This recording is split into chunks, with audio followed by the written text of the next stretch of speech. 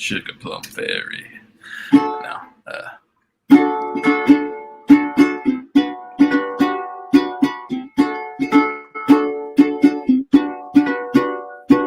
Saying looking for a podcast where everybody knows your name.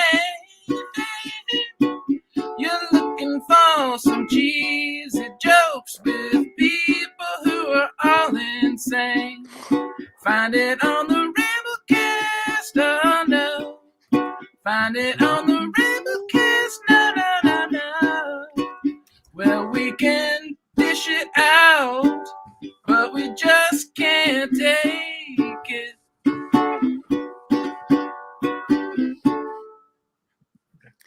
That may be your best one ever, but I can't. What song is it from? Who sang it?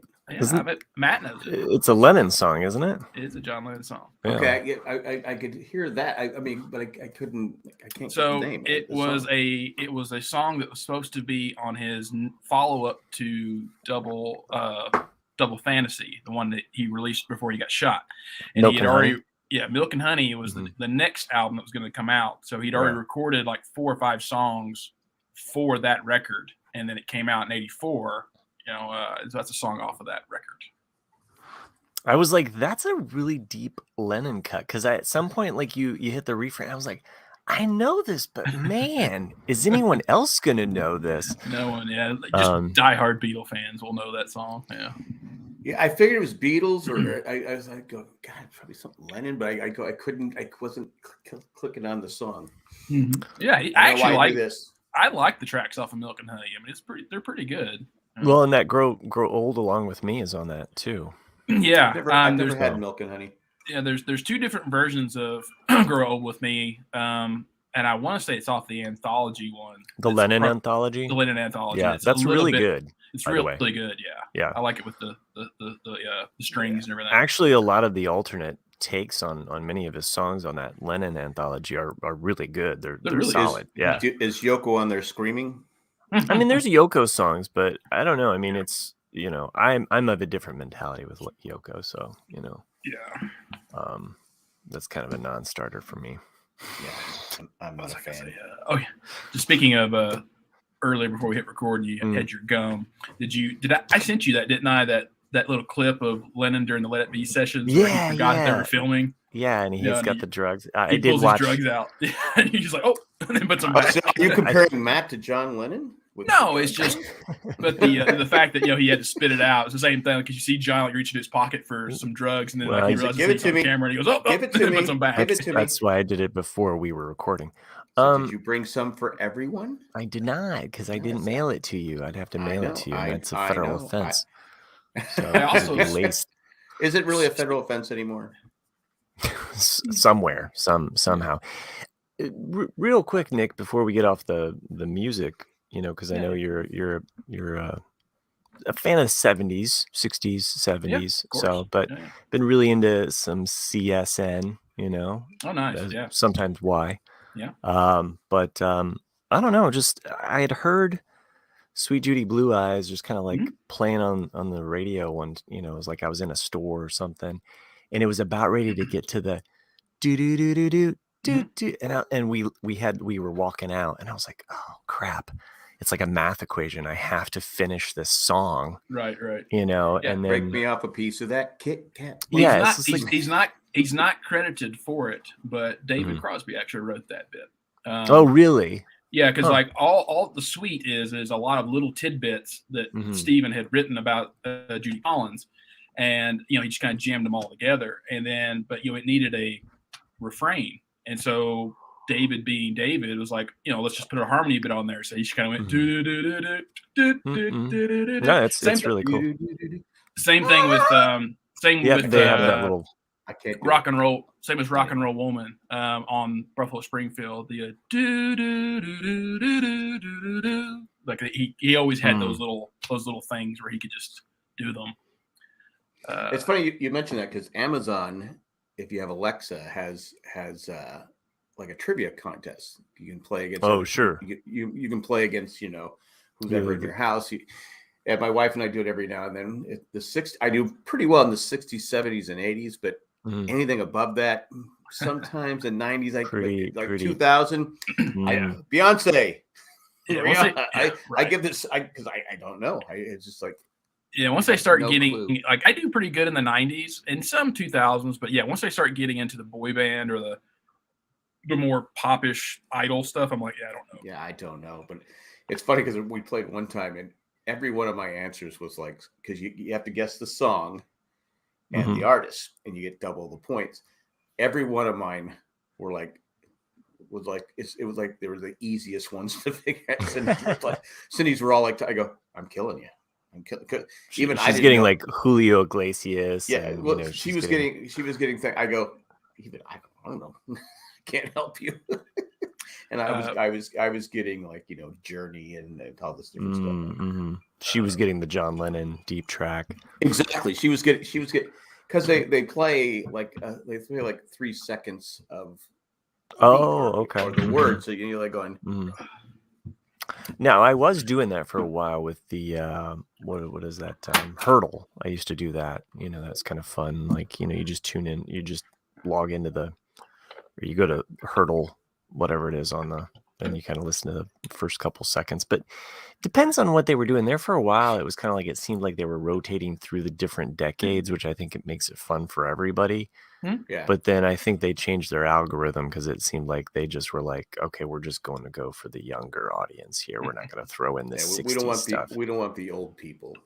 But I'll tell you a little bit of trivia I learned or spotted the other day. I didn't know that. If you're listening to Hey Jude, as soon as you get to the 3-minute 58 mark, it's very faint, but you can hear John Lennon go, "Oh fuck." Oh, huh. Really? Because it's the you background. Have to play it backwards? No, you hear him say it like it's just it's very faint in there, but he was just doing the backup vocals and he messed up at some point in one of the multi tracks, and it still can be heard of him going, "Oh fuck." Yeah. Randy I'll says show you Springfield Hurdle. Sure, I can see it. Yeah. Hurdle. I'm really good at it. I'll show you, Matt. Her. I'll show you something about CSN, which is I always find this interesting. So it's in the wrong tuning, but to do Sweet Judy Blue Eyes, it's just it's really simple. And then 4 and 20 on the Deja Vu record. Same chords. Huh.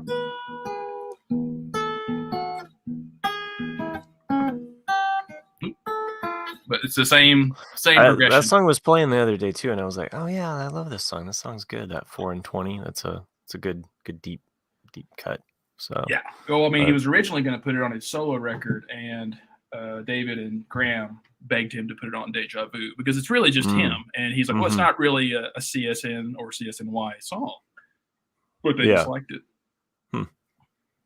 There was a song on XM. I think it was the '80s. Gun, gun, gun, you've been gone so long. You've been gun, gun, gun so long. And I just kept singing that over and over again. And Cindy goes, "Will you stop singing that? Now it's in my head. I don't even know what song that was." And I go, yeah. And then he goes, "Ever since I met you, da da da da da." It's like one of those one-hit wonder songs. So I went on YouTube and said, "Gun, gun, gun." And so I was playing the song. And then about halfway through, she goes, "Can you turn it off, please?" I go, "This was a big song back in the day." I would ask our listeners that are joining us live, but I think there's only one.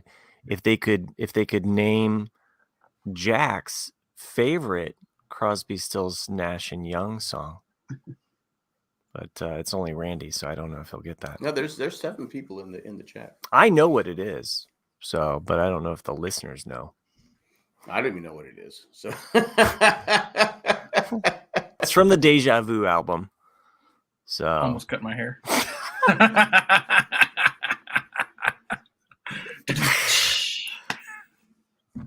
Thank you, Nick. I mean, it's sad. Like I love all 4 of those guys as artists. How did I get? He's trying to mute me over here. Oh, it's one of those really sad things, though, is that the egos of those 4 guys, they could just never make another record in their prime. That's the problem with a lot of music. Well, they tried. I mean, I know that they're trying. I know that Graham thinks it's a really good idea because they have enough tracks that they recorded together in the 70s but just never made another record. You know, like that they can kind of piece one together and be like, hey, like here, but it's still not the same. Great. I'm just putting that in there in the chat in case anybody else, is like, what did they say? Yeah, it was funny. It was funny the first time. I almost got deja vu.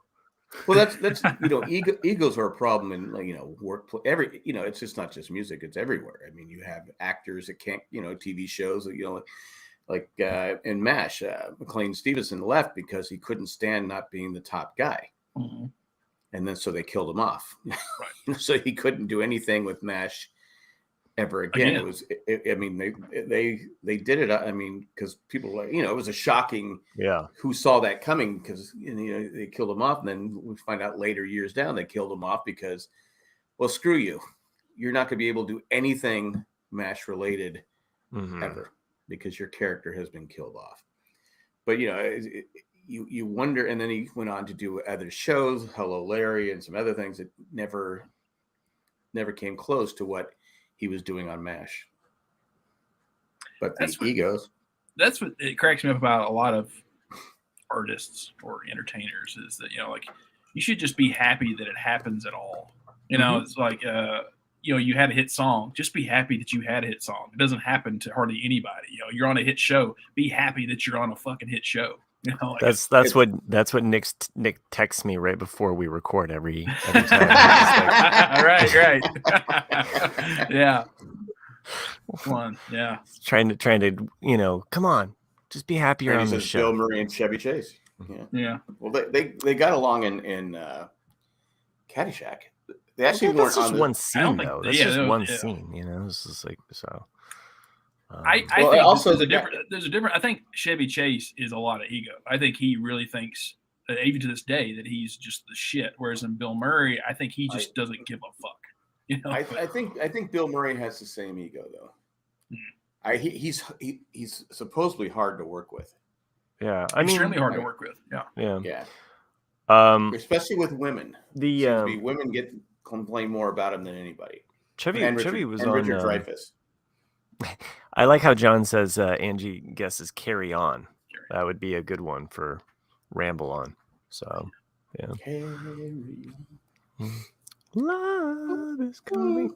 I mean, because I do like that song. It's great, isn't it? I mean, it's like a lot of Steven's songs. He took two things and jammed them together because Carry On by itself is just a little 2-minute song, and then he just looked over at the drummer and then and then he goes into Questions, which is actually a Buffalo Springfield song, and but it's a different tempo altogether than the Buffalo Springfield version. But then that's when the where you going now, it's just a different song too. Great song. Yeah. It's amazing that we also get the hairless one. Almost cut my hair. I mean that whole 69 through 71, 72 period of music is just, it doesn't, not even just CSNY, like everything in it is so unbelievable. Oh yeah. I mean, it's probably my favorite period of the Stones, really. Oh yeah, absolutely. 68 through 72. I think another problem with music groups is that a lot of them are on drugs, and so that alters their egos. Well, I mean, sometimes the drugs help. Sometimes it helps. Sometimes it doesn't. It just I think it depends on your personality and what you're doing with them. Because I know David Crosby, because he's one of the spokesperson for drugs for a long time. Like they've asked him on several interviews, about drugs. Like, do you think they helped you? And every time he's like, no, because drugs do not help you. Well, I'm not saying doing the music. I'm saying keeping the band together because we've all been around people on drugs. Yeah, it's a lot of people's blood pressures are at different levels. They just need to eat, take a nap. Some people, their personality, and a lot of people when they're on drugs, they're self-medicating too, so they're trying to do other things. I mean, I'm not diagnosing people here, but that's. I mean, it helps you. It helps you, especially in the 70s with cocaine and them not knowing that it was bad for you. It helps you. It helps you focus. But I mean, even some of these musicians that were losing friends, along the way, I mean, like the Stones, thinking about them, like losing their drummer, A lot of I mean, a lot of that was. Oh no, you mean it wasn't the drummer. Charlie Watts didn't die until a couple years ago. Oh, no, you're thinking of Brian Jones. Yeah. Thank you. Sorry. A lot of that's heroin. what was killing them. You look at Jimmy. It's amazing Hendrix. Lennon didn't die. And Oh yeah, that's what because I think it was Paul that said that, or someone close to them. They said it doesn't matter. Like, you can hate Yoko all you want. But without Yoko, John would have died. John would have never made it out of the 60s without Yoko Ono. It's like because he was so deep in the 68 and 69 period into heroin that she's the one that made him quit. The one that, you've got to get straight, and that's why he wrote Cold Turkey, and what she did? She went, scared the shit out of him. all right, I'm done. I'm going cold turkey. No, but I mean, like they lost the baby, and I think that also had an effect on his wanting to go straight as well, and then they did do the primal scream therapy, and and then he had, but I mean, he was also living with the trauma of the death of his mom. I mean, like Stuart Sutcliffe, he had also I don't know, it's just like it's kind of amazing that they just some of that trauma is kind of baked into their work in many ways. Well, I mean, hell, you look at Roger Waters of Pink Floyd. I mean, his dad died when he was a baby, and he's held on to that his entire life to this day. Still, I mean, you look at he's one of the most biggest criticisms of the Russia-Ukraine thing, because he does not like war. Period. He's like, just because it destroys families, and it destroys, because it doesn't just destroy the current time; it destroys everything afterwards. Well, I gotta wonder if there's anybody that really loves war. Right. Right. Well, the military-industrial complex does. Sure. Yeah, but you sit there and go, I mean, because I love a good war movie, good miniseries. I love watching them. Yeah. But then you sit there and go, God, it's just so fucking stupid. I really only like Star Wars. Yeah. Yeah, exactly. Yeah. Because it's fantasy. Star Wars, Battlestar Galactica. Star-themed wars are really. Anything with star in the title. Yeah, we're all for it. Yeah, if Battlestar, Star Trek, Star Wars, I'm good. So why must they buy war? It's funny because I've been watching a lot of Star Trek. It's been my background show. It's been my binge show right now, my work show or whatever. And I'm into Deep Space Nine, where they're dealing with the Cardassians, and it's just always funny whenever they say Cardassian. Right. You're like, it has such a different, now I'm kind of like, I'm fine. I'm like, I'm steeped in it, so I'm just like, yeah, Cardassian. Like that's and the Bajoran, like whole thing, and the Dominion Wars kind of building in the background. But it's funny. I was watching something today about South Park. I haven't watched South Park in a few years, but I guess Meghan Markle and Prince Andrew, Prince Harry. Prince Andrew had been a younger person. Anyway, so they're upset, and they thought about suing South Park because on what grounds? I was watching the clips. Give us our privacy as they walk into a talk show. Right. I mean, one is because South Park is no longer on Comedy Central, the new episodes, and so a lot of people don't remember that it's on. It's not advertised the way it used to be. But yeah, it's a good episode because it hits it directly on the nail. Well, they're usually spot on. I mean, that's what's so good about them, is that when they're bashing you, they're spot on. I mean, the best part's the ending. Because I mean, even though it's hilarious all the way, because they're on all these talk shows like, we demand our privacy, but then at the very end, Stan, of course, is always the voice of reason on South Park, and he's like, goes to this whole speech, and then Prince Harry's like, "You're right, we don't need all this. We don't need the attention, do we, honey?" And she just like keeps standing there, like not doing anything, and then he lifts up her mouth and looking, and he goes, "Honey," and you hear the echo of this, this hollowed out person, and you're like. I mean, to be fair, it's got to be brutal being part. I mean, I couldn't do it. I mean, well, and the UK is a completely different animal when you deal with their tabloids and their level of scrutiny in the media and the British people. I mean, I know when we were there and the Queen was coming back into it was like, oh my God, it was like you couldn't move. It was the whole area was just packed, and you're like going, all right, this is crazy.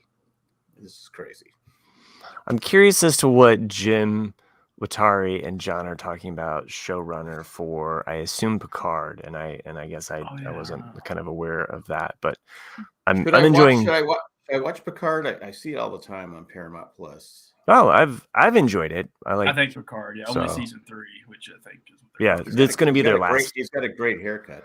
It's going to be their last season. But what I have enjoyed about it though is that because initially with the Next Generation movies, they kind of stopped, but they had more plans of going further with that. And it's kind of cool because you're basically getting some Next Generation post. This is kind of like their Now, almost their last hurrah. Is it anybody back from the? Yes, from the original. From the original, so Or not from the original, the Next Generation. I know what you mean. Yeah. I mean, not the obviously the Captain Kirk. Right. Yeah. No. So it's been interesting seeing all of those kind of elements coming together. And is he okay? I haven't seen him on anything recently. Well, he's like 80. He's like 89. I know he's like 90. Oh, 90. He's born in 32, I think. He keeps working. So he's 91, close to 91. Yeah. You see him on Twitter all the time too.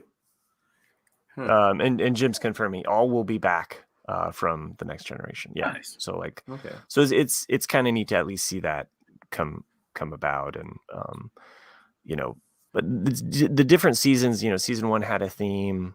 Season 2 has a theme. You could jump into season 3. You wouldn't. It does help knowing who these characters are because they kind of set the table as far as like these other characters that kind of make up the show or the cast in season 1, kind of what their backstories are. But I don't know, like it just depends on what you like. So this season is I didn't watch more. all the Star Trek Next Generation. I mean, I'd watched like an episode here. You wouldn't have to have seen all of the episodes either. I think you can. You can get the premise. Yeah. So I couldn't get by LeVar Burton's air filter thing. Just well, his eyes got rejuvenated.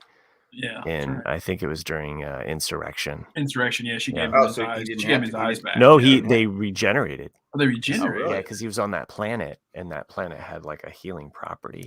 Mine are doing that because I only wear one contact now. Seriously, their eyes. She said the last time I went there, she goes, "It's perfect now," and I think it's because I'm not wearing my contacts all the time. Yeah, that's true. Like last time I got my eyes checked, it's really this eye. Yeah, it's not that good. But I wear here nothing. Over here, the eyes are gonna pop out. Yeah. This gets dented now. But yeah, I wear my glasses mostly just because they have blue blockers in there when I'm looking at the computer all day long.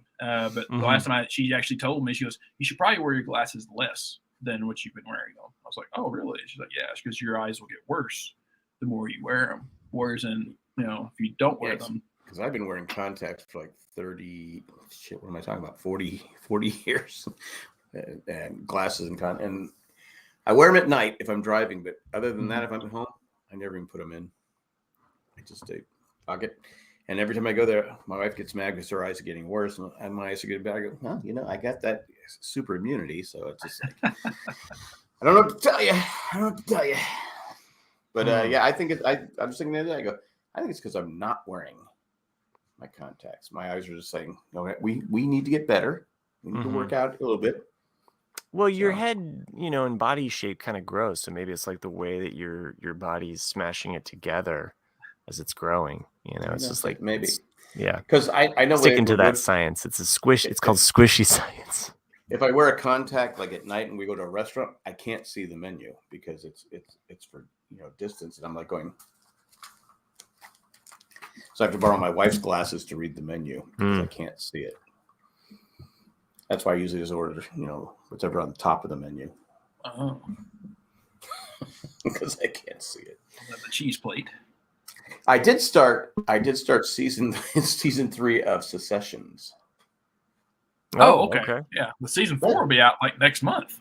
That's why I said I better start this because that family is I did not like season 3 as much as season 1 and 2. I felt season 3 was kind of a spinning the wheels kind of season. Like it's still good, but it's just it doesn't. Did they really get nutty? I only watched the first episode. Did they get nuttier? I think did that's they the way get more everybody insane. And you're like going. It's been a while since I watched it. It's been probably close to 2 years, right, since season 2 ended. I don't know. Well, season 3 just was not too long ago. I think. Well, however long it's been, I'm like going, did they get crazier? I mean, they're like completely. I mean, they're messed up. They're all messed up people. Yes. Yeah. Because they're all paranoid and they all want power. And yeah. I mean, the only one that you even feel any kind of sympathy for is the son who thinks he's next, up. But then there's always something he does too. You're like, man, y'all are just messed up people. Yeah. Speaking of messed up people, I'm not done with White Lotus season 2. Oh, okay. I'm 2 episodes away. Mm-hmm. I know, but it's really cool. I like the layering of all of these characters. You like the prostitute? Yes, I thought I like all of the characters. you like she has a name, Jack. It's called Escort. Escort. I enjoy actually as the season goes on. I actually kind of like how I like both seasons. I'm just kind of excited. Which one are you enjoying more though? I think season 2 is better than season 1, but that's me. I think season 2 has warmer tones. Like the palette of it is a warmer toned, like the colors of I don't know, just the way that it's shot.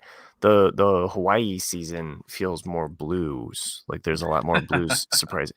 No, I mean, I got you. Yeah. It did make me want to go to Italy though. It does make you. Yeah. I actually looked up where they were, like in that little isthmus to that, that castle. Something's really there. I mean, it's really all that stuff's there. So I'm just kind of like, what's happening with White Lotus season 3? Is there going to be a season 3? Yeah, it's going to be in Southeast Asia. It says it's going to deal with death and something else. There was what they're going to talk about. And they're always all deal with death? Don't they all deal with lust? Well, it's going to, I think more like loss, like as in grief, and so if, you heard me say my theory, right? That they're all, each season's based on a 7 deadly sin. So I kind of said, well, it's got to be envy or something for this one, and then Chris was like, I think it's gonna be about wrath if my theory pans out. And I was like, oh, okay, that could work.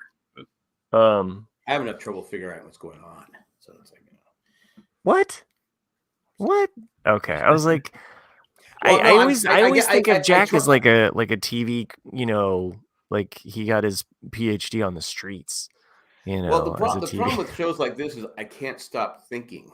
And I go, this, and my wife eventually goes, just stop, just be quiet. Well, my problem with just about everything I watch is that I'm such a plot-driven person. I have to figure out what it's about. Like, what are they trying to show us in a movie or show? And so that's why season 1 was hard for me, is because I was like, what the fuck's going on? I was like, they're just horrible people. And I couldn't figure out what season 1 was about. And then when season 2 is kind of like that too, though. It is. They're just horrible people making bad decisions along the way. Right. Well, I said when Matt left, and I guess I can probably say it now, because it's the first episode where the husband doesn't want the son, right? No, to find out the husband. No, he doesn't. No. Oh, you're talking about? Okay. I'm gonna stop because I might be spoiling you, so I'm gonna stop. Yeah, but that bothered me, and I kept trying. I go, wait, maybe it's this. I can't remember what you're talking about from the first episode, but I'll continue to.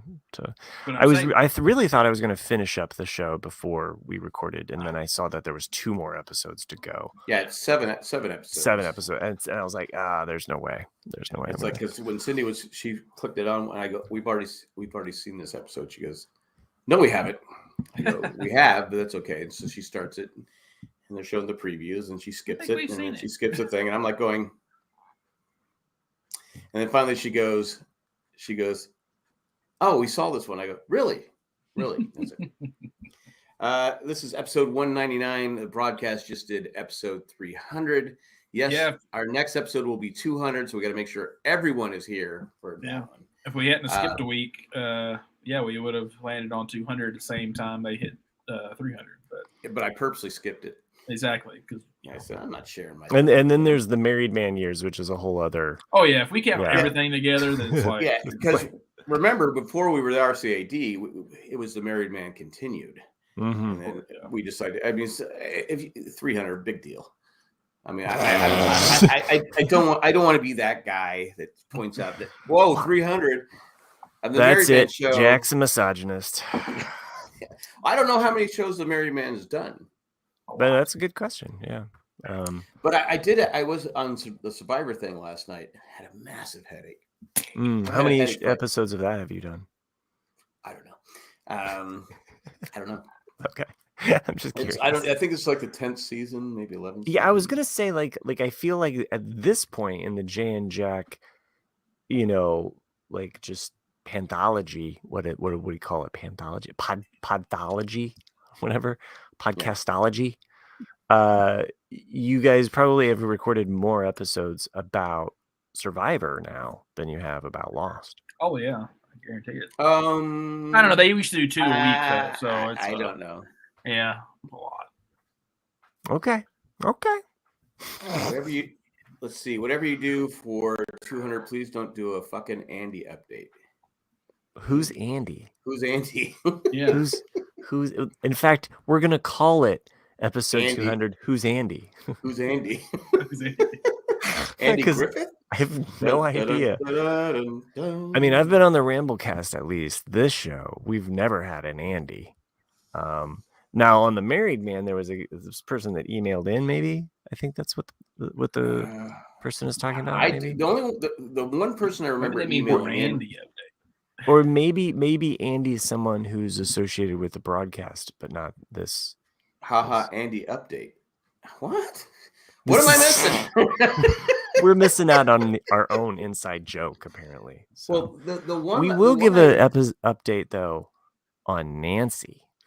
Nancy, a virgin that writes every week. Was it Ann? No, because at this time we're going to take a commercial break. And we're back, ready to punch that V card. Oh, Andy's a regular writer to the broadcast. Okay. Oh, that's right. So that's why right. would we know? Why would are we being accused of being Andy? Well, there was a guy that called in. It was the best email in the history of the Married Man show. But that was by a guy named Glandy. No, it wasn't Glandy. It was some guy. Was it? Because of Gland. Was it Scott, Arizona, or something? Okay. Yeah, some guy from Arizona, and he has never had sex, and he couldn't go out with girls that had sex before. Oh yeah, that's just some psychological issues. Being on a hit show. Yeah, that really. Just be glad there's a vagina for you. Yeah, just be glad someone's like, yeah, I'll do it with you. I mean, and we were like going, hey, can you not see that this is like Ralph got pissed at the guy. I agree. I was like, well, you can't get mad at him. That's just how he feels. I mean, it's how it's what he believes. I mean, okay, but I don't know, like somewhere on the other side of sex, you realize that part doesn't matter, and you've put so much into this one thing. That's what we told him. And I don't know if he ever had sex. Yeah, it reminds me of like teaching people how to draw. And how maybe some people are like so precise. They want that perfect line. And I was teaching someone just the other day. They were like, they had several lines. They had several things going on in their drawing. They make this one line that's wrong. And the student says, I'm just gonna start all over. Right. I said, well, why? Just erase. You can erase. Just erase this and redraw it. But it's like some people get so focused on that one thing, and it's got to be perfect that when it's not, the whole thing is shattered, and it's just like that's how do you deal with life? That is like that's me too, to the extent of a lot of things. Because it's one little thing, it throws it all off, and in your mind, you'll always look at that one imperfection. It doesn't matter. It's the same as like if you go to Rome, and I think it's like it's crumbling. Great, no, Rome. 1 star, Rome. think it's one of I Ralph. can't look at these ruins anymore. Gets to new Michelangelo. shit. Yeah, it's one of Michelangelo's statues. I think it's of Moses. It's one of Yeah. his actually lesser known Is statues. It's in Moses Rome. with his 15 commandments? Well, the Moses No, one. it's Yeah, okay. he's sitting, and I forget what temple it's in, but like it's perfect. It's a perfect sculpture. But Michelangelo thought it was so perfect that he actually took his hammer and then took put a little nick right on his kneecap just to make it not perfect. It's like because I don't know. It's an interesting story when you go and you look at it. That's baller. I bet you Andy is Scott from Arizona. That's all I'm saying. He's probably still a virgin. Yeah. I mean, it's been God, geez, 15, 16, It's been 17. 60 years since you slept with me. Now you're looking. Yeah. I mean, I know Jack and I know who Scott from Arizona is. Oh, I know who it is. Yeah. Yeah. Yeah, I guarantee that he's still a virgin.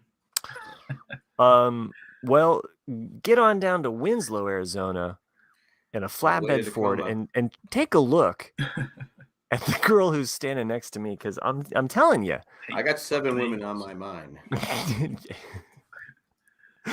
Wait, only 7? Only 7. Anyway, it was the 70s. Come on.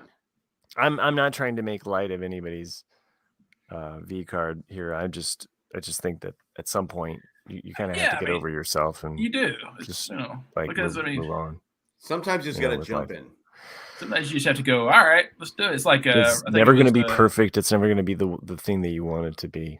I think it was Ron White that said it. It was like, like men are men. It's like I could have a 95-year-old bar hag looking at me going, "You want to see my tits?" And I go, "All right." And then they hit the floor, and I go, "Okay, rolling back up. I've seen them." It is true with guys with tits. It's like you'll look. Right. It doesn't matter. Yeah, you're like, well, it's that guy has actually got some pretty good tits. He does, yeah. Yeah, I know Chris was watching it. You should. At this point, Chris would have just been like looking at me because I have what I said. Well, then Chris would have gone on Pornhub and Yeah, sure. Some real tits. Mm-hmm. Anyway, on that note, on that note, let's take a commercial break. Chris is in sunny Disney World, South Florida. Because you're freezing, Central right? Florida. Right, Nick. I'm fucking freezing. Yeah, it was negative 12 this morning, but it felt like negative 25. It never broke 3 degrees today. 3 degrees is as hot as it got today. So, because I was working out, I had my grandson was helping me, and I was working on something in the backyard. He was helping me because he insists on helping me, and I am dripping in sweat. It's fucking February here. It's like because San Diego, they had some snow flurries. Yeah, it was 75. I know in Knoxville today, Tennessee. It was 60. Insane. It was 68 this afternoon, and now it's 38. We dropped 30 degrees, and the wind that came in, you could tell when the wind shifted because it was nice and warm and all sunny, and then all of a sudden it was just like that. The cold front. Yeah, that cold front. So. Well, it's I think it's the thing that's pushing across the nation. Yeah, it did. It's all the north. Yeah, because we're getting down to it's going to get to 40 something degrees on Saturday, which is my 34th wedding anniversary. But in married man years, it's 136, I think, something like that. Uh-huh. Yeah, because it's just we age a little differently when you're married. When you're married, yeah. It's like, the weather's gonna be cold, it's gonna rain and all this crap, but it was really windy today. It was just like, and I was outside and the dirt would just kick up, and I'm like, I can't see because the dirt would blow in your eyes. But this weather it's insane. It's been a warm winter. I like a little snow. I'm not gonna lie. It's been cold as balls here. Randy says it's 80 in Maryland today. It's like, and then you sit there, and I follow a lot of people from California, and they have no fucking water, right? They have no fucking water. There's too many fucking people living there. It was just flooded. It just flooded like 2 weeks ago. They're never going to catch up. because they don't have enough places. Okay, the water just runs back into the ocean because they don't have enough reservoirs to. Well, they don't let build it go out. Yeah, exactly. But what does everybody on Twitter complain about? Fuck, it's raining. Right. Fuck, it's raining. Fuck, it's raining. And my mom was complaining one day. I go, don't you guys need the water? Yeah. It's weird. It's weird though. Like when I was there 2 weeks ago, Jack, because it's been raining so much, even in Southern California, to flying into San Diego to see the hills actually be green. I was like, whoa.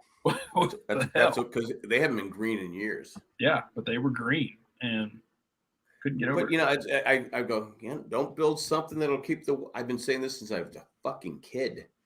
They need more places where they can trap the water. Right. Because eventually because I remember, like I said, when I was a wee little kid, someone came to our class, was teaching us about saving water and stuff. Because California is not going to have enough water someday because there's too many people living here. And that was when I was like 5 or 6. I'm now 60. In those microclimates, especially in the Southwest, you got Arizona, Southern California, and even little parts of New Mexico and Nevada, of course. Like you almost, it's un-American, but you almost have to get to that point where it's like we're at a population cap. Like the ecosystem cannot support more than so many people. And that's it. Like, sorry, if someone dies or moves out, then we can bring in a few more people. But yeah, I agree. We'll see. Randy said Northern Arizona is getting hammered with snow, and then Everyday Inventor said, but not Scott in Arizona. Definitely not getting hammered. Yeah. Or doing any hammering. I don't know. I don't know if Scott is listening to this show. I don't know if Scott in Arizona. I'm sorry if I even know Scott. I don't think I do, but I don't know who said person is, but anyway, good luck. But yeah, but you people let in your freak flag fly. Stop bitching about the fucking water, the rain. You need the fucking water. Stop bitching. Yeah. Okay. Because my mom was complaining that she's a smoker. And she said that they no longer can sell menthol cigarettes. Mm. I got the hiccups. I'm sorry. In California because the kids were using for vaping. Oh, of course, that pissed her off. So she knew somebody, a store, and they had 2 cartons of cigarettes. Guess how much they were for 2 cartons of cigarettes? $60. 100. $220. Wow! Holy shit! Well, I knew they did away with menthols, but maybe you can work out a trade with her. Like you get her some menthols, and she sends you, edibles. Yeah, I never thought about that, but it's $80. She used to pay $80 a carton. I'm like, and I'm just like going, $80 a carton for something. Yeah. I go, God, that's just. I go, that's ridiculous. But she said that now she's thinking about. She goes, you know what? I might just quit. I go, well, you've been smoking since you were like 12. Yeah, so a lot of times it's just a habit. You're now 80. Yeah. Because she can't get her ashtrays now because she used to have this ashtray that would suck the smoke into the filter. Mm-hmm. Yeah. I mean, it works somewhat. You can still have that, that smell. Mm-hmm. It's like bowling alleys and stuff. Like anywhere that I used to bowl and I'd come home and go, oh my God, I smell like cigarette smoke. Never noticed it when I lived at home, but I noticed it when I moved out. Oh man, I hate that stale smell. I'll be in the grocery store and there's that one person that just has that stale cigarette smell. Like they're like a wet cigarette, kind of like, and you're just like, what is like, God. And I was a smoker for quite a while. So, well, I know 8 years. So really, that's not too bad. I gave it up before the 10-year mark. That was my goal. That's good. You didn't get the badge. What's it? I mean, well, things get worse for you. Like after a decade, the effects of it, get worse. My mom keeps claiming the doctors told me I have clear lungs. Actually, that's really possible. Like my grandmother, my dad's. Don't back her up on this one. I say bullshit. If she's a shallow smoker, because that's what my grandmother was. Like my grandmother had been smoking since think the 50s. And she went in for a chest X-ray, and her lungs were like she had never ever smoked. It's like my mom doesn't doesn't like really inhale it. Yes, I was saying she doesn't inhale. Like it just basically goes into their throat. Yeah, what my mom used to do is just be in the car with it blowing. We're trapped in the car with the smoke. My lungs are probably black because she did it to you. Yeah. Yeah, she did to me. Randy says Scott needs an ashtray like that. The Nancy Reagan model. Just sucks it. Just keeps sucking. And then Everyday Inventors, Crystal Lungs Now by Pepsi. So, but she's been telling me this forever. Clear lung. Who knows? Yeah, because she goes, my mom goes, I have clear lungs. I go, okay, yeah, all right. Because I tried to get her to quit. Because in school they would show you when I was in kid, they'd show you the person that had the throat thing, and you throw you the lungs. I go, Mom, you got to quit smoking. You're gonna die. You're gonna die. She goes, stop coming home with that crap. I go, okay. I would mess with my mom's cigarettes. I put the little firecrackers in them. My dad's. Damn. Explode. Wow. Yeah, okay. that's No, Have I would seen have got those? my ass beat for that. Jeez. Yeah. Well, they're funny. What I do, and I do this, I still do it to this day, is I take the cigarettes. Usually when she's sitting there, I take the plastic, and you turn it around. I turn it to the top. Yeah. Put her lighter in like it's the top, and she's like, God damn you. Now I can't do it as often because I'm not, but she sets them down. I go and put it in and put them around that way. But yeah, I was there's no way I would waste a cigarette. No. My friend Jess was born in 91, and we were having definitely a generational. 91. Yeah, she's 30, and or 31, or I'll be 31. But anyway, we were having a generational conversation because 32. or 30. I don't know. I still think she's 30, but maybe she's 31. I mean, I know math's tough. Yeah, I think of her as 30, but I guess she is 31 now. But anyway, she was. I'll go with the second part of the conversation. We were talking about cigarettes just for a little bit because I was like, I remember going and buying my dad a pack of cigarettes out of vending machines for $2. Oh, yeah, for sure. Yeah, can you imagine? I can remember walking down to the store. I can remember 8 years old walking down to the store, which is this busy road and stuff like that, where I was almost kidnapped one time. And but anyway, I could buy cigarettes from my mom. Yeah, one time I was coming home from baseball practice. It was dark, and the van was following me. And I cut through this shopping center. Went up. You've never told us about this. I've never. Yeah. So anyway, I'm coming home, and I noticed the van because it's going down every road I'm going down, but I was able to pedal, keep up. I was going different directions. I said, "Holy crap!" So this one place is called Genesee, is the main drag in Claremont. So I go up the hill, and the van stops about 20 feet in front of me. The guy gets out and goes, "Hey, can you give me directions?" I go, "Sure." Spun the bike around, went down the dirt hill, and went into a place that he couldn't get. And he had to go around, so that I waited a while, then went down. So yeah, I could have been a statistic, but I was smart because I said I don't want to be a statistic. Because I would watch. I was at a young age. I watched the news and all that stuff. So that's that. Your mom probably. Oh, my mom always said, "Be aware." Because I taught the kids the same thing. I go, "Be on a swivel."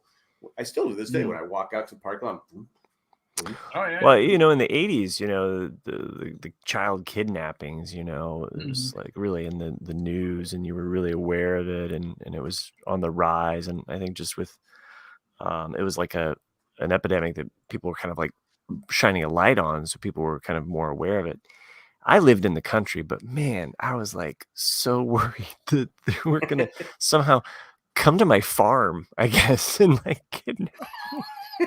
So I'd be like looking out that window, like I was watching. So you were worried about that. I was worried about quicksand. So quicksand was tornadoes. No, tornadoes that was growing up. I lived in San Diego, but the quicksand was how many people died? Like Gilligan's Island. Oh yeah, from TV. If we're talking about natural elements. Yeah. We were all led to believe in our youth that quicksand was going to be a major factor in our lives. Oh, exactly. It never was. We did spend a lot of time in the woods, but I never ran across the quicksand. So Matt K says, supposedly some couples tried to walk off with me in the early 80s. no, I think he was saying they were in their early 80s. That's horrifying, Matt K. Yeah, it's it's funny because I must have been like 12 at the time, maybe 11 or 12. Yeah, but like I said, because my mom always said, do never give it. I mean, if someone says they want directions or they're going to give you a ride, you say no.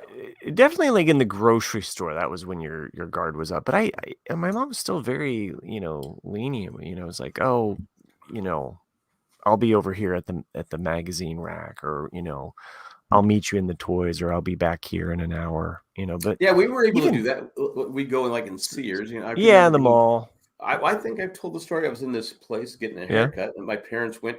It was like one of the, at the time I was like 5 or 6. It was one of the first times they started putting, stores were like, not just they had food, they had they were superstores, and they left me because the guy cut my ear, and they're like, and then they finally came back. I go, there's no fucking way in hell I would leave my kids.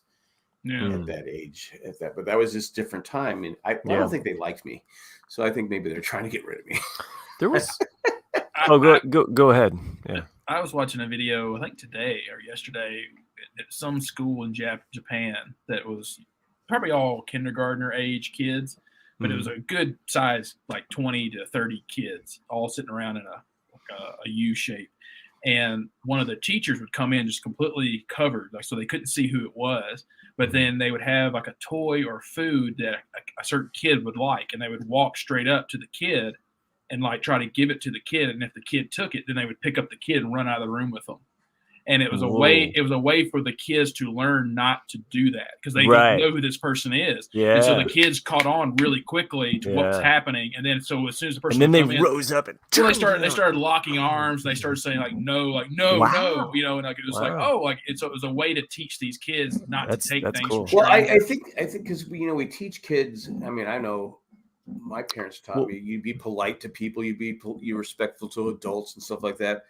But then you're like going, but then they tell you, okay, don't trust, you can't. Yeah, no, it's a very you can't trust people. Right. So it's, as you're a kid, you're like going, but I think for me, I think my parents taught me, but I also think I watched a lot of TV and I watched a lot of stuff where people, like a lot of detective shows when I was younger.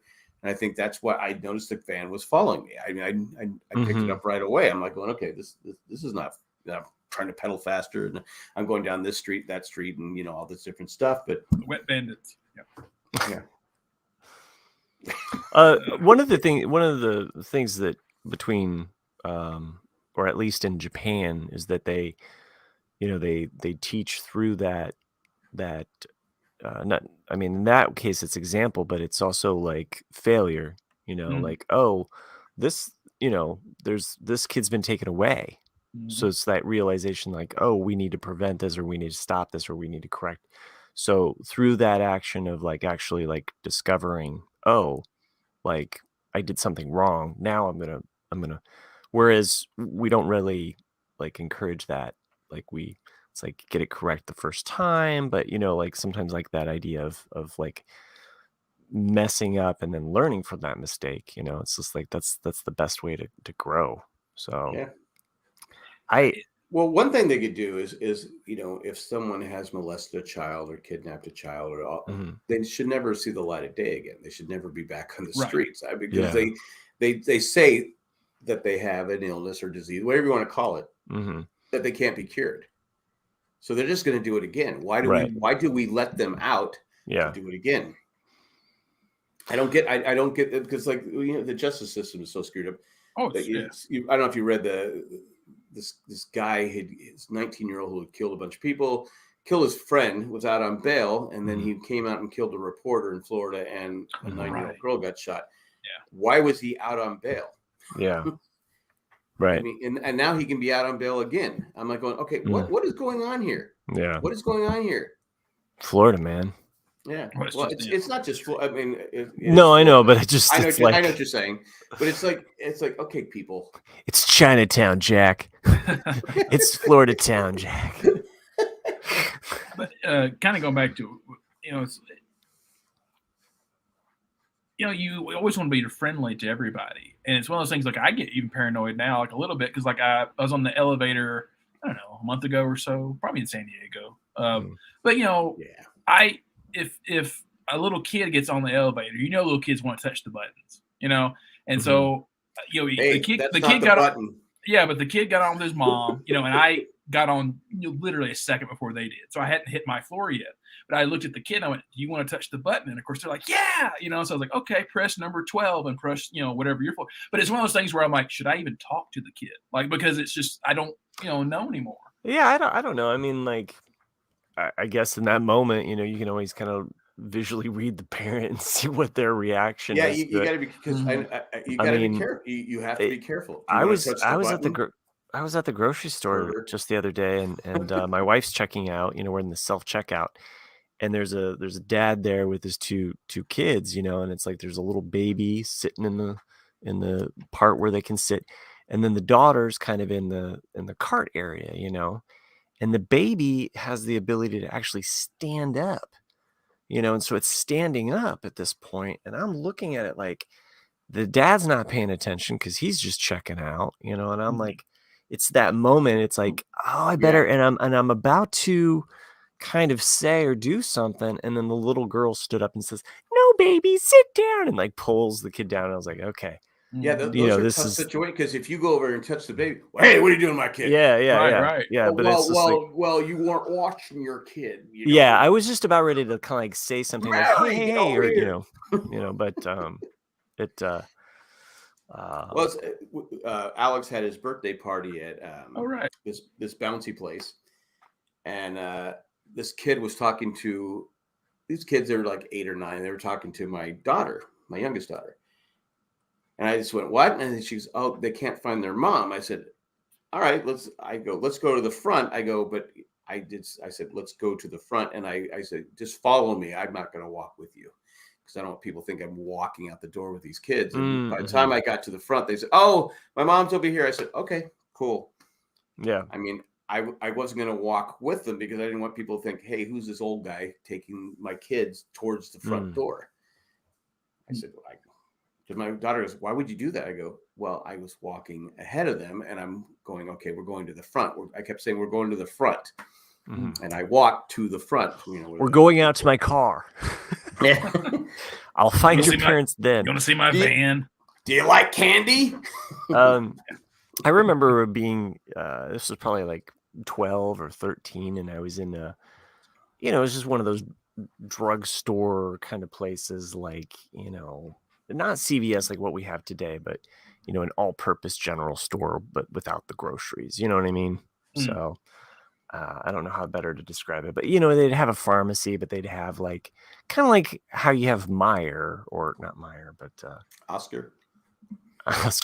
Well, I'm just saying, like, you don't have a lot of groceries. It's just kind of more goods, home goods, and as well as like some dry foods. And anyway, I'm in one of these places, and I happen to be out of school. It's a weekday, but I'm out of school because my dad is actually visiting. It's kind of I was living in Washington State at the time, so I remember kind of where I was at. And I just happened to be in this store because I wanted to check out the toy section, and I'm not with my parents.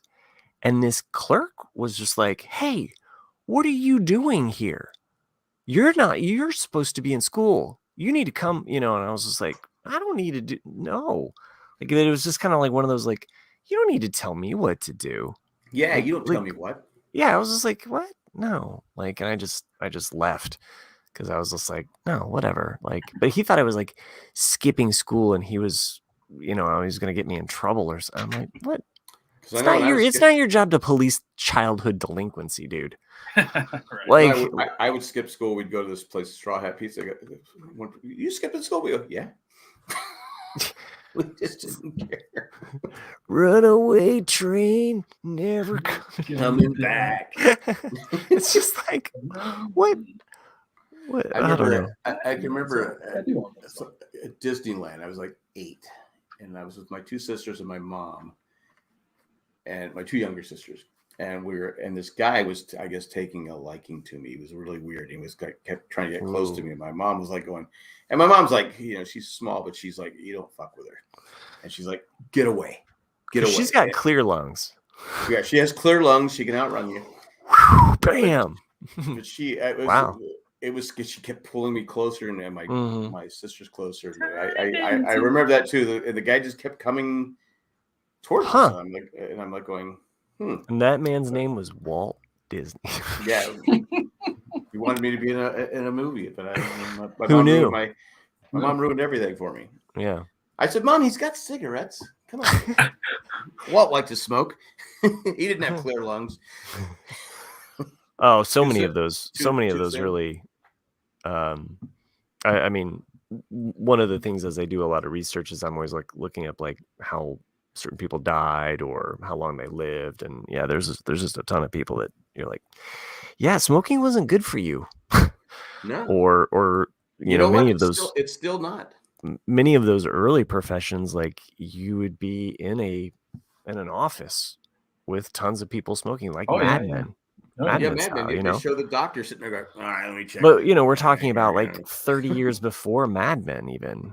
Yeah. And you'd be or chewing tobacco. It's like the beginning of Mrs. Doubtfire with Robin Williams when he's doing the cartoon voiceover, and the cartoon is smoking, and he doesn't want to do the bit because he's like, aren't you guys worried about the message it's sending to kids? And he looks back in the room and all the guys are back there smoking, he's like, crowd.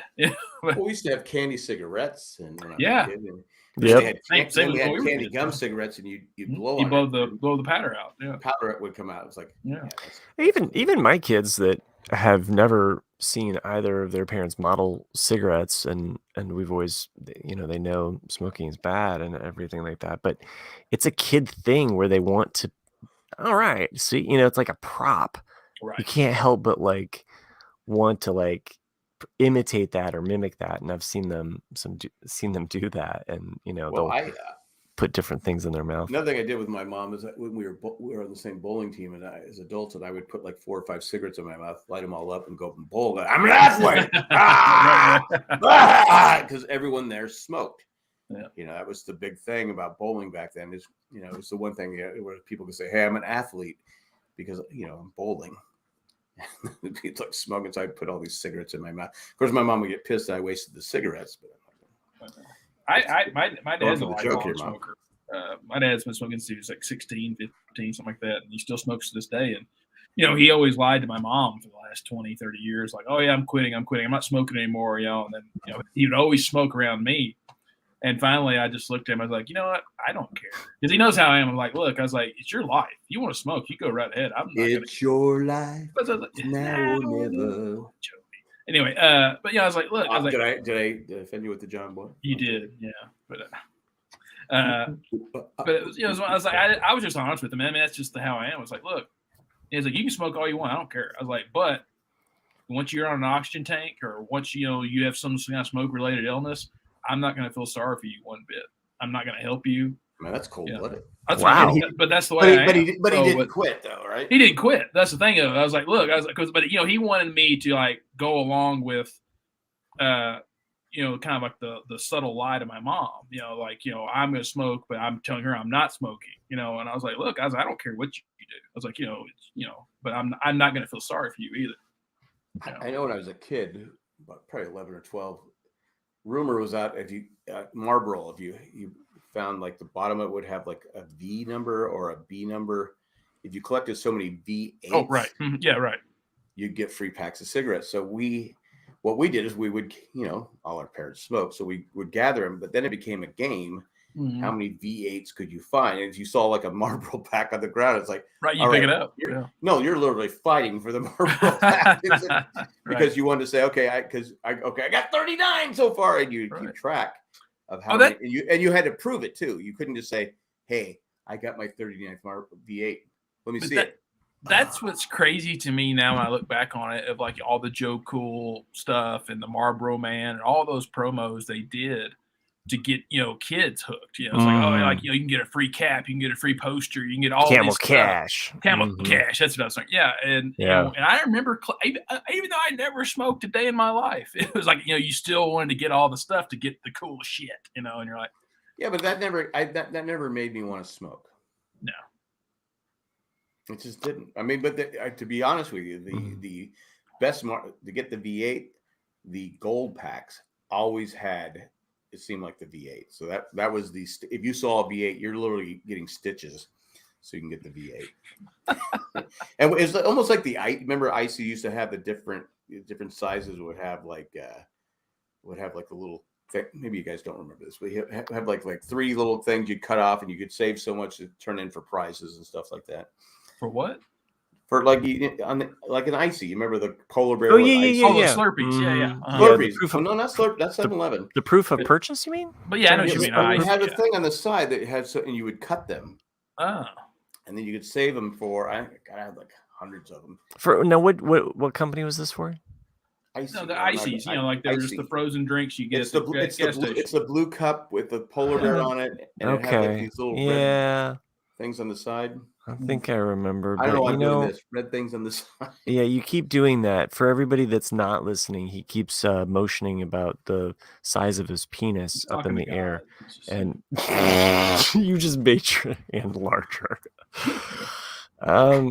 Whoa! Anyway, I found a sad fact today. We were on such a positive roll. No, I saw John. Because the best place for ices was Kmart. What have you? You went to Kmart with your mom. Our high school had ices. We had an icy in the high school. Okay, we weren't that advanced. So I would have a pina colada icy like for my lunch. Pina colada. Cheating on your husband. What? It's a song about cheating. Marlboro was never my brand. I smoked Camel Lights. That was Dale's Jack sometimes Marlboro. I would smoke the Camel. Dale was regulars. Jack's Marlboro man getting him to smoke. No. And my grandfather, he smoked Camels too, so there's probably a bit of a connection. My grandfather smoked Camels. My dad was cheap. He smoked Vantage. I was just like, if I'm smoking cheap cigarettes, Yeah. My grandmother smoked Virginia Slims. What about Lucky Strikes? I don't. There was a time where you couldn't find Lucky Strikes, and they kind of came back. I tried them a couple times. I don't know. I always went back to Camel Lights. Now, if I have a cigarette, and every now and then I'll smell it, way that it's burning in a way. Now, if you have a cigarette. No. I'll get back to that. I'll get back to this. Okay, all right. But if I've been out drinking or something like that, you might smell. You're like, oh, that smells good, and I haven't had one for probably like 10 years. I think I was out drinking with some buddies or whatever, and I was like, oh, that smells good. I'm just gonna have a drag. I will throw up. I will have a horrible headache. It's almost like poison to me now. Well, that's good. Like I can't. Yeah, it's just like I mean, it's not just good that you're poison, but yeah. Matt K. The non-filter. Tipperellos? I would do the non-filter. I don't remember Tipperellos. My mom would smoke those Virginia Slims, and so I'm old enough to remember the commercials. So. Sometimes I would smoke those with her. So those were the fancy lady cigarettes. Yeah, I would break off the filter and just smoke it. Like, and my mom was like, "It looks like a joint when you smoke it like that," and I was like, "Really?" I got to roll the ends. Well, wait. Anyway, I quit a year after she passed away. It was kind of like it was. I wanted to quit after she died. It was hard, right? I but it was too hard. Yeah, and I waited.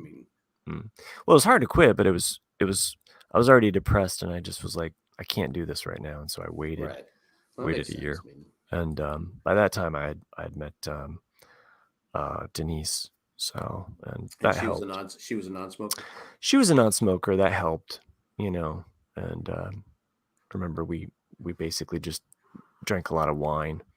I did the patch, so I'm glad that vaping wasn't around because I probably would have tried that and just kept with vaping. So because of the habit. A lot of pot like Chris did until he quit. I did that as well. I did. No, I did. I mean, I was.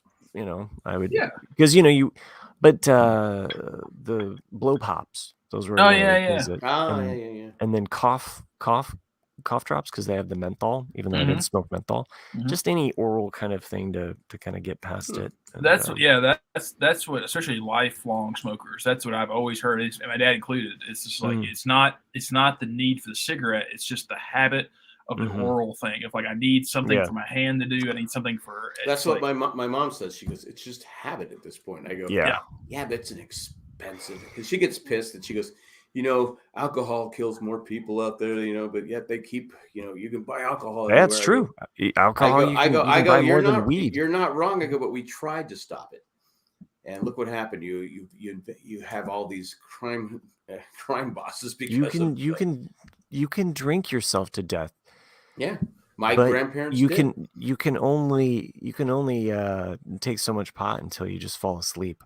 Yeah, like it's kind of and it's amazing that you're just kind of. But she gets mad because people. She goes, they're trying in California. They're trying to keep people from smoking in front of stores. I go, well, to be honest with you, if you're a non-smoker and you walk into this haze of cigarette smoke, it's disgusting. It is annoying too, because I know in California it's just like you're just driving along and you go through a pot cloud, the remnants of a pot cloud. And you're like, don't worry, Nick's just opening up a candy bar. But she gets mad about that. She goes, well, I'm a polite smoker. Yeah, it was pretty bad. She's a polite smoker. I go, yeah, you're a polite smoker, but and I don't want to label people, but most smokers are not. People are not polite. Yeah. And I know when I'm in Vegas and you're sitting at a table and no one's smoking, and you got that one person goes, hey, cigarette girl, can I get? And you're like going, oh, come on, no. What you're gonna be upset if I smoke? I go, yes. And they go, fuck it, and they smoke anyway. Fuck it, go to another table. I go, aren't you nice, asshole? But I remember going in Vegas. They had a smokeless casino. Oh, that'd be awesome. And you walk in, you go, wow, I can see. Oh, I can see. I go, those people are ugly. What is this stuff? Oh, wait. Turn down the lights. It's too bright. Woo. Those women are not as hot. No, they look better when there's a haze. It's like, you need that filter. It gives them that nice old-timey glossy sheen. But it is weird because, because especially by the slot machines, you always have this. It seems like everybody. I think it's mandatory that you play the slot machines. You have to smoke. It's the physical addiction. Yeah. Cigarettes in the left hand and the lever and the coins are in the right. Yeah, it's just. It's like it's crazy. But I'd be like, oh my god, I can't breathe. And I can be obnoxious. So it's like, no, you don't. It's just you're being hard on yourself. I know, and I know I've told this story before. We had this. We met this guy who's from Bakersfield. He was a tight end. He was a guy that was like 6'5". Describe him more. This tight end. Well, he was Big Joe. This was his hand. This is one hand. You can't have both. Big Either Joe you Green? have a tight end or you have a Big Joe. Okay, but he was a tight for the Raiders. He got cut, so he hated the Raiders. Oh, and thus the blood feud began. And so then, anyway, this is when I was still a Charger fan. Big Joe. And so this Raider fan sits at the table, and I look over. I go, "What are you doing here?" He goes, "I'm gonna play some cards." I go, "No, I don't think so." He goes, "Why?" I go, "Because Big Joe doesn't like the Raiders." No, I'm just fucking around. Around. Big Joe, right. He's a big Samoan guy, and he looks at him and he goes, "Nope, hate the Raiders." And the guy goes, the guy looks at him and goes, "But," he goes, "I don't like the Raiders." So the guy gets up and leaves.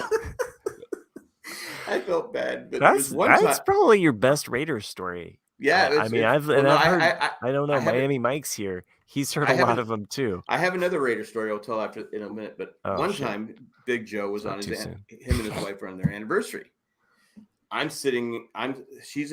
We're playing blackjack. She's sitting at the last seat, the third base seat. I'm in the middle. He's right there, and they're fighting. And she kept going, "Well, I'm sure Jack takes my side." I go, "No." And I'm looking at her. I go, "Maybe, No. I go, do you guys want to sit together? Nope.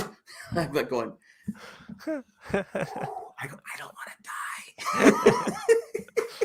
He was a great guy, though. It was like, Best not to get caught between a rock and a Big Joe. But when we would go out there, we would send him a message saying, "Hey, we're going." And he'd meet us. Him and his wife would meet us out there. He was a great guy, though. But it was great because you could talk all this shit. Oh yeah. You had Big Joe to protect you. So. Right. Hey, have you met Big Joe? Sorry. Oh, it was fun. But I was going to say about Raider Story, there was a dealer out there, and she goes, "Oh, my brother, it was a Raider fan." I go, "Oh, he's probably in jail." She goes, "No, he's dead." But I go, "Oh my God, I'm so sorry." She goes, "Well, he was heading that way anyway." But it's just I go, God, stop talking. It's been a couple times in my life where I remember her name was Angie because we'd go, Angie. That's when we've been drinking. So sure.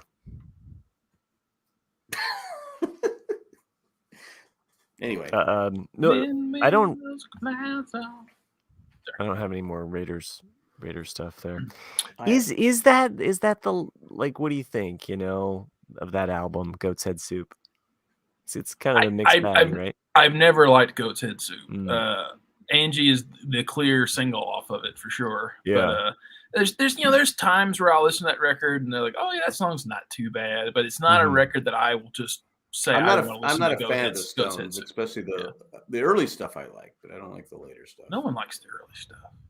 I like the early stuff because they're always good. Talking about 64? No, they're always good in Vietnam movies. It has that Heartbreaker, and then I think Dancing with Mr. D. Dancing with Mr. D is good, and then there's another Silver something that's pretty good on there. Silver Train. Yeah. But it's a weird record, yo. It was recorded in a really shitty Jamaican studio. The vibe just wasn't there, Yeah, I mean, to me, Exile on Main Street is it's the last. And even that's a happy accident to them, sure, because they kind of didn't know what to do. Mick Taylor had left, and they just kind of were just holed up in France and just recording shit.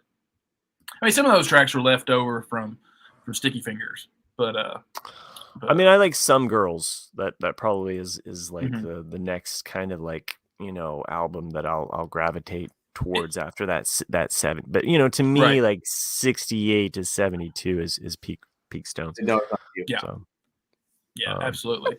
Yeah, the Mick Taylor era is definitely the highlight. Yeah. And then some people have even argued I don't get Mick Jagger's a sex symbol. I don't get it. Right. It's just I just don't get it, man. Yeah.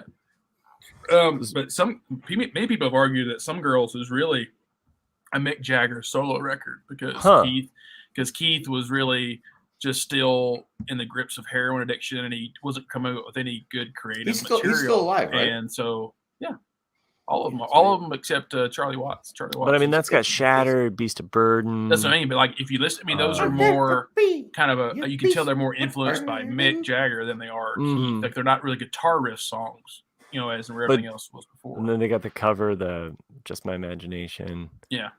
Right? Isn't that a cover? Yeah. I guess. Anyway. I know Chris will want to talk about it when he gets back, but I did go see the new Ant-Man film on Sunday. It's not bad. It's better than it's fine. I'm not gonna be spoilery, Matt. I'll just say it's not bad. It's definitely better than what the critics have been saying when about that can of raid came out, that was pretty scary. If you just want an entertaining film, it's fine.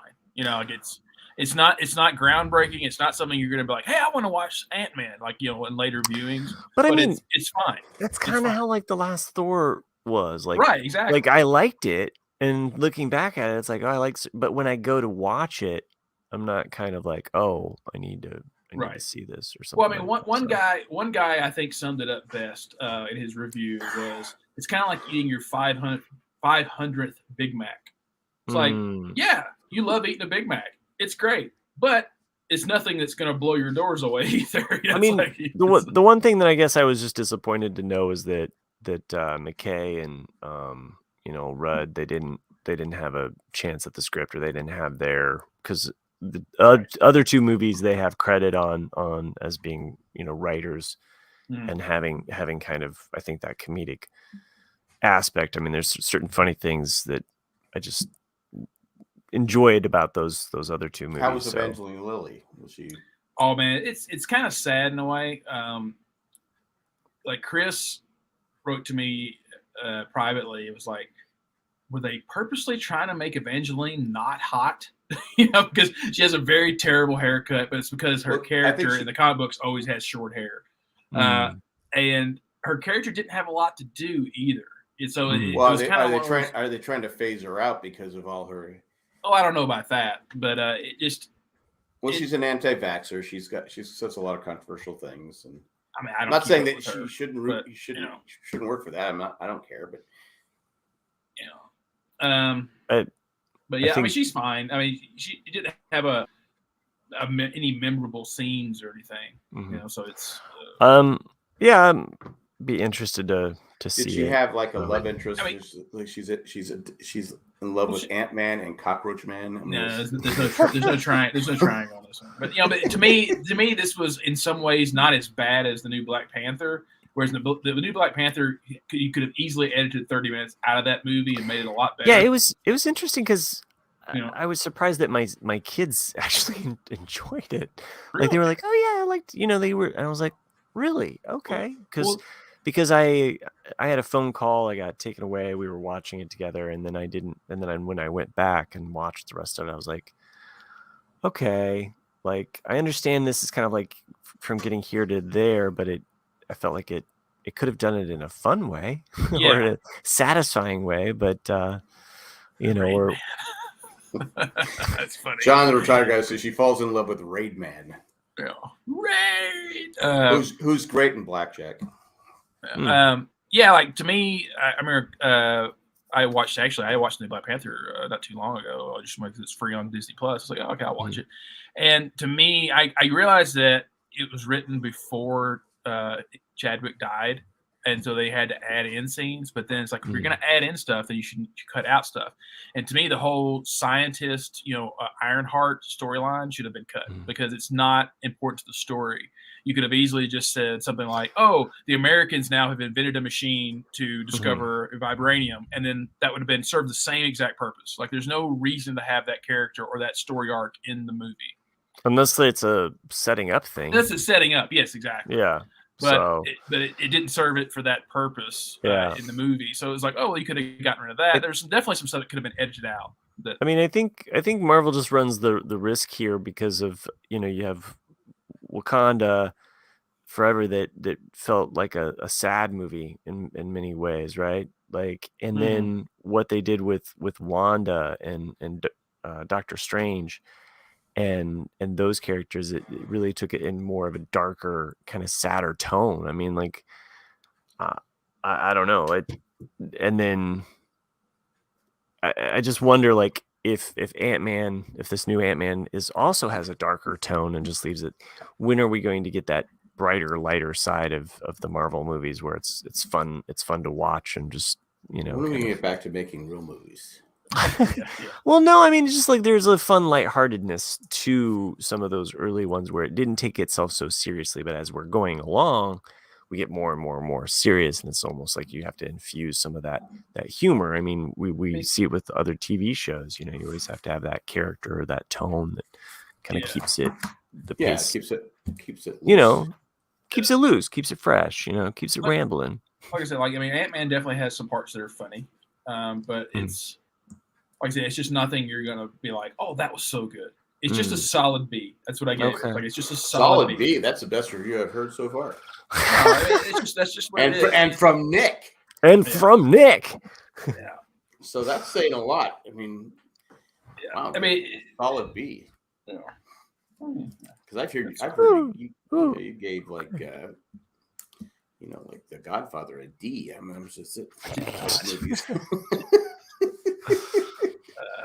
It was funny. I was trying to explain The Godfather to my family because, like, my wife. I mean, she's maybe seen clips or stuff, but she's never watched it. And then my daughter, has no interest, and so I'm just explaining the plot to Godfather and all of these different things, and it's like, oh, so it's kind of like this one thing in this other movie. And I said, yes, that's referencing this. This is where it happens.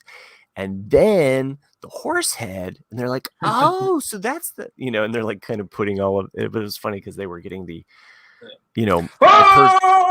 were getting the Reader's Digest version from me as I act through different. And then in the second part, he kisses him, and he's like, so. I knew it was you, Fredo. You broke my heart. That's number 2, though. No, I that's did. That's 2. He said 2. I said 2. Yeah. I was saying, like, hey, you want to go fishing, Fredo? I just did the main 2. No, I don't want to go fishing. He always catches a fish though, because he says a Hail Mary.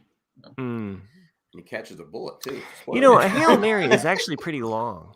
If you do the full Hail Mary. Well, it takes a while for the hook to get down to where it's supposed to be. Like if you do a Hail Mary, I don't know if I've recently had this experience of the Catholicism experience of experiencing a full Hail Mary, and it's long. It's a long kind of process. Well, Michael killing Fredo, what was his son's name? Michael, right? Michael, I'm pretty sure it's he named him after himself. Yeah. Mm-hmm. It fucked him up so much so he became an opera singer. So, yeah, because Fredo was his best friend. Am I right? Oh, right, gotcha. Yeah. Yeah, Fredo was his best friend. So he said, oh no, it was Anthony. Anthony, say goodbye to your mother. Anthony, say goodbye to your mother. It's been a while since I've watched those. That was Adrian from Rocky. So Matt, going back to White Lotus, have you gotten to that scene? I think it's in the episode you probably just finished, where they visit the house from Godfather Part 1, and yeah. And the kid, I would have smacked the shit out of him. He's like, oh well, the Godfather is just a. I was like, shut up. Oh wow. Yeah. Oh man. There was F. Murray, his name. Abram. Yeah. That the actor that plays the granddad though, he got nominated, for that role for this season, and it's the cutest thing you'll see ever on a red carpet. Like he's walking, and because he is a famous actor, but he's not a famous actor, right? And you see him walking down the red carpet. He's just being what he is. He's like 83 or 84 or something like that, and all of a sudden, this just group of people start cheering. And he's just looking around, and he looks up at them, and he realizes they're cheering for him. And you just see this look of you've seen this look on his face before, but it's pure delight on his face. You see it because he gives it, and when he acts, you see that when he acts, But he has a very genuine F. Murray Abraham, but he realizes it's for him, and you just see that he just gets that little sparkle in his eyes, like, oh my God, these people are here for me, and like it's really he's been in a lot. He has been in so much stuff, and very recognizable, actor. But he was in that one also where was it Ice Cube or Ice T, where they're trying to kill him. He's a homeless guy, and they hire him.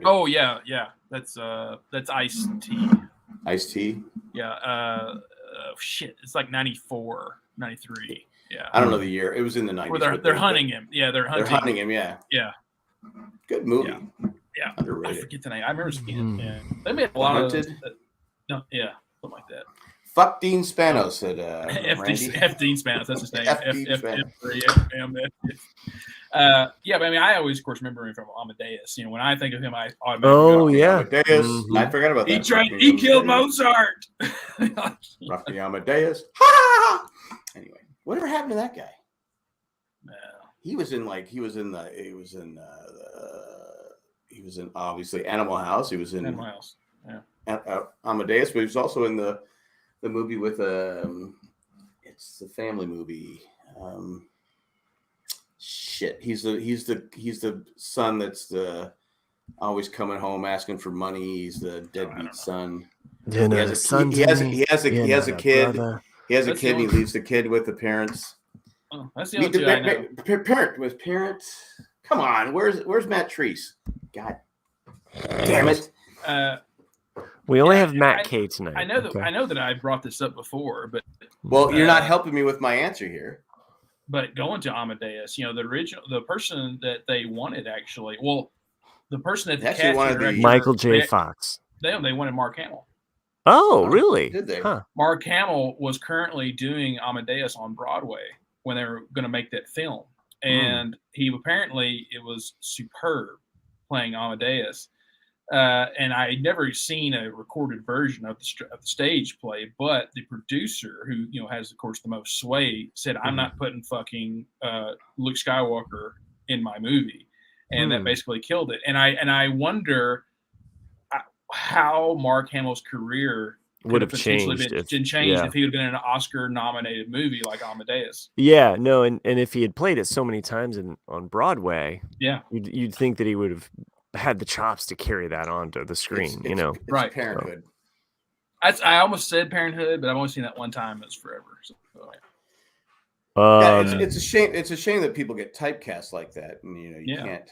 Mhm. Like, but okay. but it's the I don't same think it thing. happens. Like, I don't think it happens as much anymore, does it? what happens to a lot of Star Wars people? Because you look, or James Bond people too. Well, James Bond, yeah. Well, Yeah. no, Sean Connery was able to. But you look at his career from when he actually stopped and He Only Lived Twice. He came back for the one in 71, Diamonds Are Forever, or whatever it is. He came back. But his 70s career is not. She's having a baby. Yeah, because he's James Bond. His name is for Bond women. Like look at Halle Berry. She won literally the Oscar, did a James Bond film, and then her career went in the shitter. Jane Seymour was fine. Yeah, that's Jane Seymour. Just saying. But I mean, she still had to become the medicine woman in order to really And that was cement 20 her years legacy. later. Yeah, So. But when we have her on the show, we'll ask. And her, I think did that it's affect also her too. career? I mean, for women in Hollywood, they have a shelf life because the producers think, oh, I need to keep going younger and younger Right. and But younger. is it as bad as it was? Oh, it's 20 still years ago? that way. I mean, I'm sure it's still that way. Yeah. I'm sure it's. I mean, it's but baked into like, Hollywood. if you know? want, But they do have more roles for older people because They do, yeah. But That's for what I'm the saying. long It's time, still terrible, but they do have roles and I think the writing for women has definitely improved in the fact that we can have shows for older women in different roles, that it's not just like, oh, you're a psychotic mom on a break, having a breakdown, or you're, which is normal. Right. We've talked about stuff like this before, because she broke the shelf life. Well, there's a couple of actors I can think of where, because usually your breakout role as an actor, people think that's what you can do, and they want to cast you as that from that Right. point on. Because like a movie that Jack watches, Rudy, for example, Jon Favreau could not get a role after Rudy because he was fat in Rudy, and people wanted him to be the What was fat. the thing you guys? What did you guys share on the Instagram? Was it Robbie? Oh, Robbie, that was Jack. SNL? Oh, that was me. Yeah. He's shit. I'm serious, man. I know the playbook. I know the playbook. Every play, he's next play. But Jon Favreau, they kept. We're talking about an cast him SNL sketch as the friend, role, but they wanted him to be fat. But he had lost so much weight after Rudy because he hated the way he looked on the screen, and so the fact that he didn't get a job for 3 years led him to write Swingers. So he just cast himself in his own movie. But if he hadn't done that, he probably would have never gotten another acting job. And it's the same as like Will Ferrell. When they were making Elf, they did not want to cast Will Ferrell in Elf because he was not bankable. The only movie he had done was Ninth Roxbury, which was a massive flop. Yeah, and Superstar. He had done that. Yeah, and Superstar, right. And so it just so happened that Old School was released. Right. And so they went. Did you okay. recently listen to the Will Ferrell interview on No. Fly on the Wall? They had I think it's a live taping. It's pretty good. Fly on the Wall podcast where they interviewed Will Ferrell. It's pretty good because they talk about that. They talk about Elf and they talk about the release of Old School, because Old School was in the can basically, and it kind of sat on the shelf there before it was actually released. So, but yeah, it was good. It's pretty. I don't know. I enjoy that that show. They recently also interviewed Paul Rudd as well. So, who's a big Beatles fan. He's also a vampire. But yeah. He's also a Chiefs fan. A Chiefs fan. Chiefs fan, yeah. He's from Kansas City. Oh. Huh. Oh, I thought you said a cheese fan. I thought you said cheese as well. Who's a fan of cheese? I was like Lots of people. Packers fans, or just a general like cheese Yeah. connoisseur. People from Vermont. He's a cheese fan, I should say. What else was I gonna say about actors? You were gonna say something else about whatever I interrupted you about. Yeah, so no, you're talking about actors. I know actors and being typecast and all that. But Jack, seriously. No, again, if I did it, I would own up to it. I'm proud of him. Okay, carry on. Carry on. Love is coming. I did want to talk about something that's in the news. Are you really? Can we not just, we're so close to wrapping the show. We'll wrap it up really quick. I don't know if you've been following the story about the Alabama basketball player. Oh, right, that. Brandon Miller, who's like a top lottery pick, gave a gun to Darius Miles, a teammate, and he killed somebody. He killed a 23-year-old mom, and I don't know I haven't read the whole thing. But yet this Brandon Miller is still playing, right? And the DA said, "Well, there's nothing we can charge him with." Right? I go, his fucking gun. I go, it's one of those weird. That's kind of like before we hit record. Jack and I were very briefly talking about this, and it's one of those loopholes in a way, because it's not aiding and abetting, because you can't prove that he gave him a gun for the intent of killing these people, and it's not accessory either for the same reasons. Because it's like the same thing as Matt or Jack going like, "Hey, can I borrow your hammer?" And I go, "Yeah, I'll bring it over to your house," and then you hit someone on the head with it. It's like, it's not my fault that you used the tool to kill somebody. I did hit Nancy Pelosi's husband. You gave me. You're that guy. Well, we saw the videotape, so it was me. Yep. I mean, I'm all for like kids that if I leave my gun out and my kid kills somebody with my gun, I'm all for punishing parents for allowing access their kids for.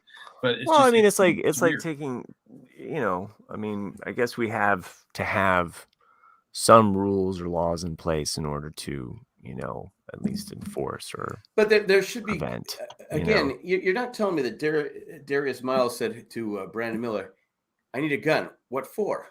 Right. Yeah, you need to know why. I mean, he knew what the guy wanted the gun for. Yeah, I mean, you don't give see, that's the problem too. So going back to the sad note that I wanted to bring up, but John, the retired guy, had mentioned he'd gone through the Robin Williams tunnel today, and I had learned about this statistic today that after his suicide rates had gone up. Oh, that's a sad thing to realize, is that when a celebrity like that at that level would take their life, that it would inspire others to go ahead and take their own life. And it's just a horrible thing. I was shocked when he but he had the same thing my dad had. And I go, okay, I'm not shocked on why he killed himself, because obviously. I mean, I can see. I mean, why. he wouldn't have wanted others to do that. No. But so then it's just like, oh, well, would the public have been better to have known that he just died peacefully? Well, they're not going to report that. Yeah, they're. But I think it's like if more people knew what Robin Williams had, yeah, I think they'd go, okay, I got it. And Right, maybe people, right, but maybe people wouldn't be but going, okay, that's I'm going to kill myself because Robin Williams killed himself. but we're also talking about people that are thinking about that sort of thing and not thinking Yeah. in terms of like, I'm already depressed. I have a clinical If Robin depression, Williams and then can't be this is happy, then why can I? I mean, like, yeah. So if this no, guy that I played get it. Mrs. Doubtfire, then I'm going to doubt the fire of this gun. I don't know. I don't know what the but it's a horrible Well, it's way for Mhm. him to have dealt with dying, and I know. But there was no way they weren't going to report it. I mean, it was Right. just, I mean, No, I just mean, too, unless he's just too yeah, it's but I agree with everything you're saying. Yeah. But but again, okay, why did he do it? sure. Why did he? But they don't report that. They just go, oh, Robin Williams killed himself. Mm-hmm. Because when I first heard that, I go, why the fuck would Robin Williams kill himself? Well, it's And like then even my wife's first one that told me he had what your dad had, I go, oh. Mm-hmm. It's like I'm sure you guys heard, Bruce Willis's conditions got Mhm. rapidly It's worse. terrible. Yeah, And I wouldn't be surprised if something happens with him in the next year or two. It's just because once you start losing your memory and you don't know anything anymore, it's like, And and it's not to say that it's up to the celebrity to do this in this Right. way, because I mean, like they're just trying to live their life, or to die in peace, basically. But if you had a celebrity clause where you're just like, as of I die, like it is illegal to report this about me. I am choosing to end my life this but way. you put that out there, So they'll find it even more. I just, it'd be, the way that people respond to celebrities is, we respond to them in positive ways and we respond to them in negative ways. Oh, no doubt. But we have them too high and we put them too low. And the reality is, and for everybody that's listening, is that the ones that you're close to, the people that in day-to-day life, those are the people that matter. And that these celebrities, you might appreciate them or idolize them in some way, but their death, and their, What? Yeah. you love the ones you're with. Well, I'm saying Robin Williams might not even known he was killing himself. He might have had some illusion that someone was killing him. I mean, it's like I said, I've witnessed it. It's the worst thing I've ever seen in my life. I mean, my dad was a intelligent, level-headed, and literally I was like going, what the fuck? Mm. I mean, it was just like I see it every day, and it's like it's like, and I go, oh, it's hereditary, great. So, yeah. So I'm like going, sometimes when I'm like, okay, I like see something like corner of my eye, I go, no, that can't be it, because he was just literally I mean, it's just he would see animals running around, he saw people coming to attack him. So I don't know what Robin Williams was going through. And in fact, the amazing thing about Robin Williams, the year before that, he had the TV show with Sarah Michelle Gellar, where it only lasted a season. I go, well, how is he doing that show? And he had that issue because my dad hid it for a long time. We thought my dad was in the beginning of it, and it turned out he was in the end of it because he just would, there was, looking back now, you see it, but at the time you don't. Like I said, that's why you need to pay attention to, what's going on, with, like I think you were saying, Matt, with your loved ones and stuff like that. So you can kind of, but I had no idea. Anyway, that's all I got. I mean, I get the celebrity thing, kind of what Matt was saying, though, because I think Robert Redford was talking about it and like how he dealt with being famous in an interview, and that people, depending on what period they're in their lives, identify with characters, that you play. Right. And they sometimes relate, but to almost a negative effect sometimes, where you think, oh, you played a dad, and your version of that dad made me feel like I had a dad, or or you're similar to my dad, or whatnot. Just any kind of character. And he goes, I have to realize that a lot of times. He's talking about this when he's getting older. He's like, that they're not really appreciative of me. They're appreciative of that character, right. And that's with Robin Williams especially. Like, how many loving roles did he play?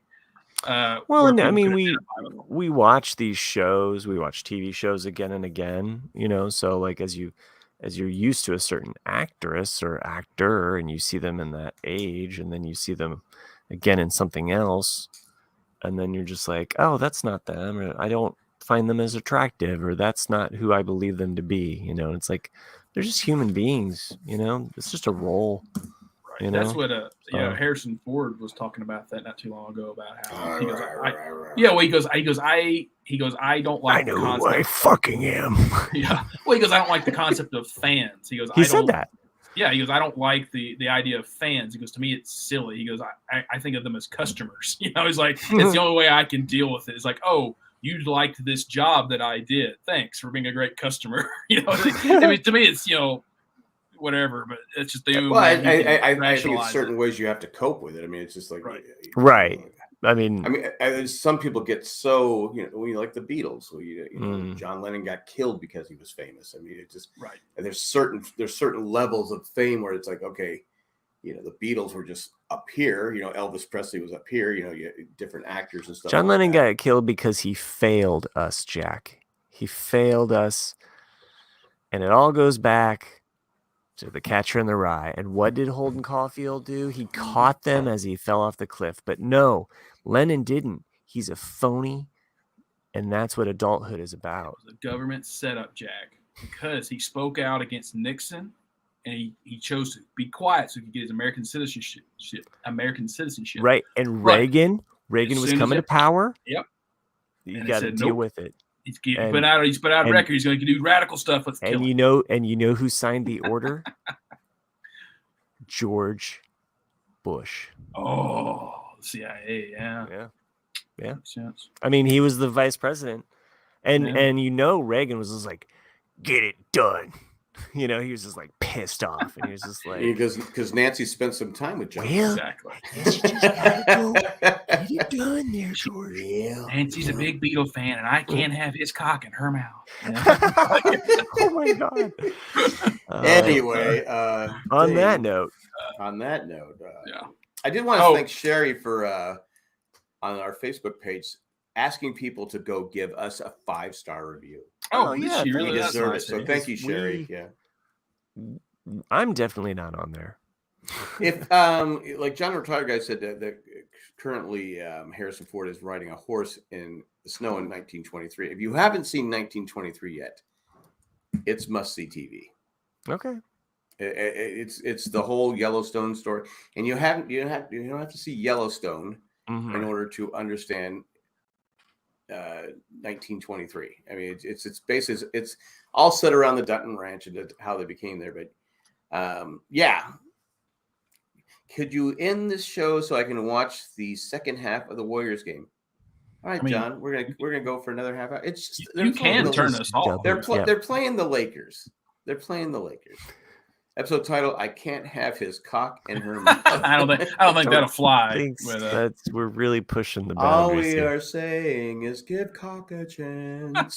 Is that how the song goes? Yeah. Anyway, so thanks, Sherry. We did get an email. Way to bastardize. I don't know if I should read it or not because apparently it was my fault, according to some other people. That's what I don't know how you got blamed for that, but somehow you got blamed for it. Yeah, so it's from Maggie, whoever that is. Wait, what? Yeah. I've not read this email, so this is news. It's apparently it's referring to something we talked about a few weeks back. Okay, so it has nothing to do with the title is Super Bowl tickets. Even though you are included in the hello.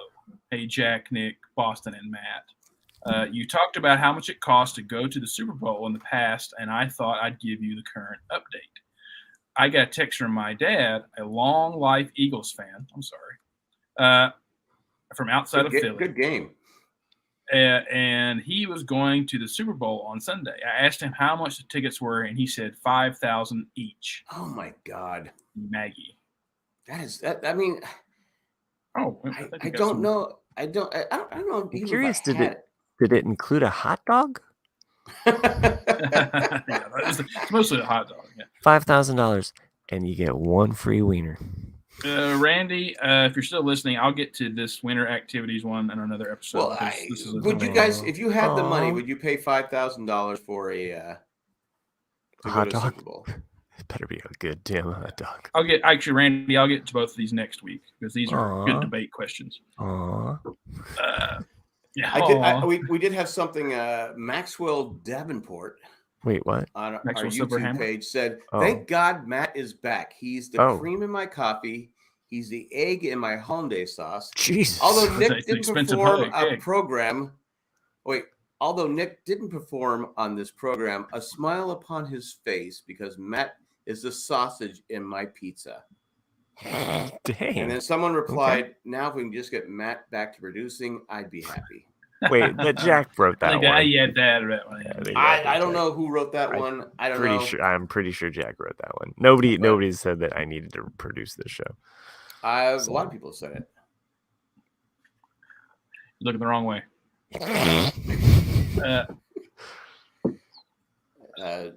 Miami Mike said, "I think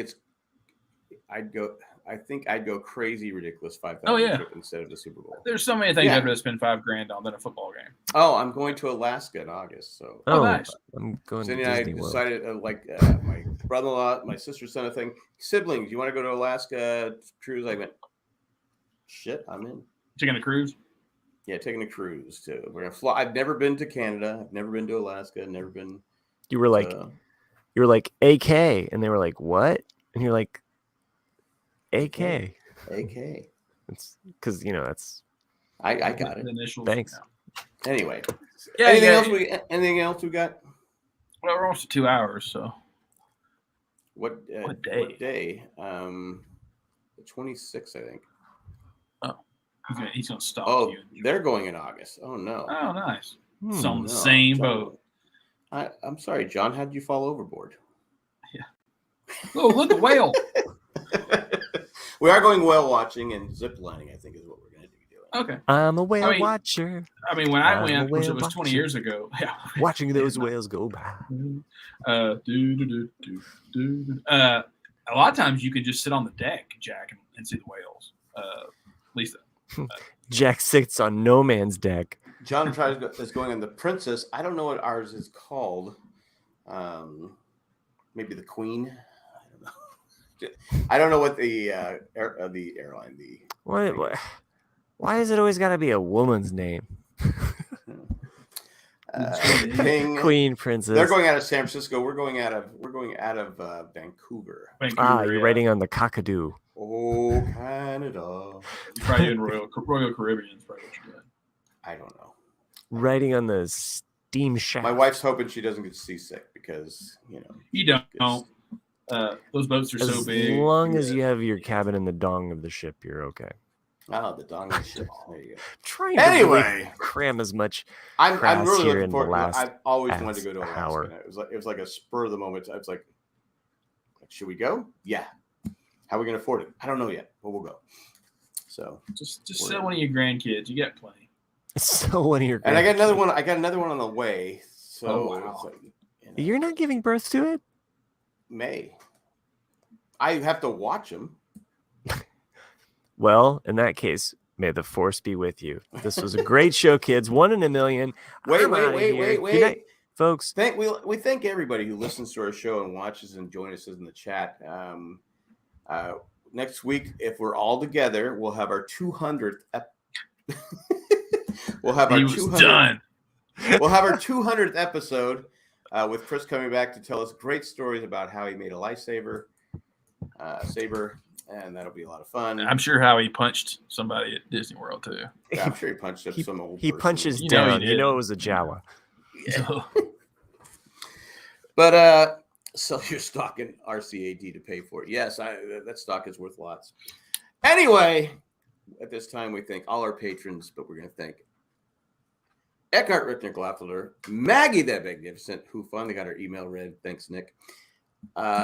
Joanne with a plan, and Ed the creepy poopy letter carrier. Thanks for what you do, and thanks for everyone who do, and thanks for those 10 5-star reviews on iTunes. It was really nice to see that we got it. And also, hey, subscribe to our show. Subscribe to our show. Yes, Just on our YouTube. channel. Yeah. We're still stuck at 108. Sure, that was cool because it's lost, but no, we want to go past 108. Also, click the bell. You'll know when we're recording. And that's all I got. If we make it to 200, maybe I'll come back as producer, huh?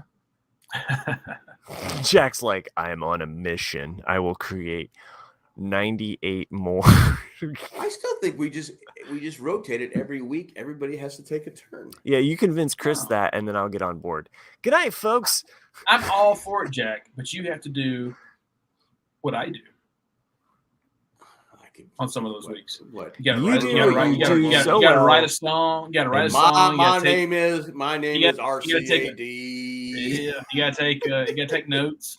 You gotta write to Colleen. All right. Do. It was easier though when Matt did it. I said, "What night are we doing it?" Okay, I'm good. I know. It's so much easier. All right, guys. Hasta luego, and good. Bye. See ya. They can't hear you when you're doing that, Matt. I don't need to